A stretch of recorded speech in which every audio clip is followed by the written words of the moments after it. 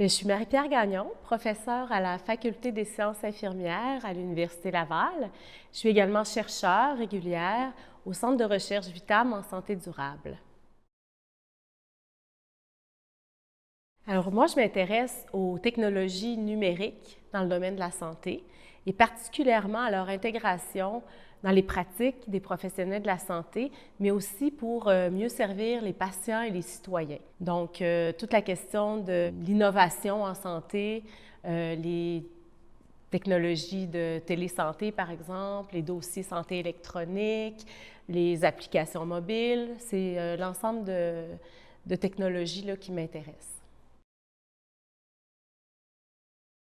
Un des projets, je dirais, phares de ma programmation, c'est le projet ComVip, donc qui signifie une communauté virtuelle pour les patients et les citoyens partenaires dans la recherche sur le numérique en santé. Alors, ce projet vise à impliquer différents groupes de la population, donc souvent des personnes qui sont moins impliquées dans les décisions qui concernent les technologies en santé. On a des personnes âgées, on a des personnes qui vivent avec des maladies chroniques ou des handicaps. On a des personnes immigrantes, donc les personnes nouvellement arrivées au Québec, des jeunes qui sont en transition et aussi des personnes des communautés autochtones.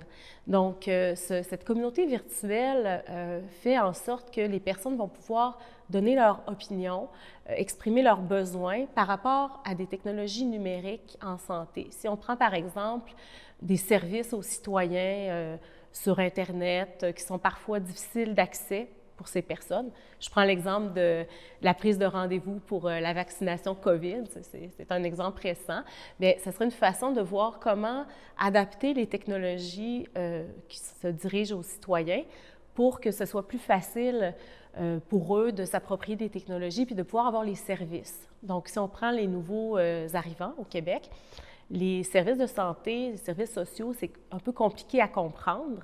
Donc, d'avoir une technologie qui pourrait guider ces personnes-là dans leur recherche pour trouver le bon service, le bon professionnel, la bonne référence. Est-ce que je dois me rendre à l'urgence? Est-ce que je dois me rendre dans un CLSC? Est-ce que je peux prendre rendez-vous avec un médecin, avec une infirmière, ou bien c'est plus un psychologue, un travailleur social? Donc, l'idée vraiment avec ce projet-là, c'est de partir des besoins, d'impliquer les gens dès le départ pour que les technologies qui vont être développées avec d'autres chercheurs puissent répondre vraiment aux besoins puis être en phase avec aussi leur réalité. Le métier de chercheur est vraiment, pour moi, la façon de réaliser pleinement mes intérêts. Donc, j'ai toujours été très curieuse. Donc, la recherche, ça permet, si on a une idée, si on veut approfondir quelque chose, bien, ça nous donne les moyens d'aller pousser, en fait, notre curiosité et également de le faire pour le bien commun. Et le fait que je travaille dans les technologies numériques en santé, je dirais que c'est un peu un hasard. Ça a été le premier emploi que j'ai eu comme professionnel de recherche avec le docteur Jean-Paul Fortin, qui m'a amené à m'intéresser aux technologies parce que je ne suis pas du tout une personne techno.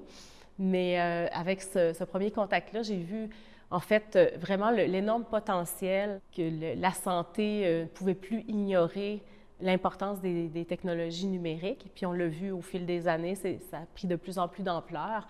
Et maintenant, c'est vraiment un aspect central lorsqu'on pense à santé, comment les technologies peuvent nous aider à maintenir la santé, améliorer la santé, prévenir les différentes infections, puis répondre aux besoins de la population.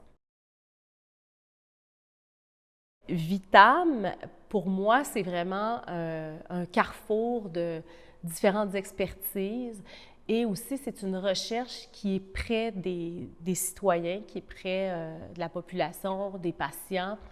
Je vois Vitam comme un centre de recherche qui est là, qui est à l'écoute et qui veut partir des besoins réels pour amener des solutions concrètes et avoir des retombées aussi durables là, sur la santé des communautés.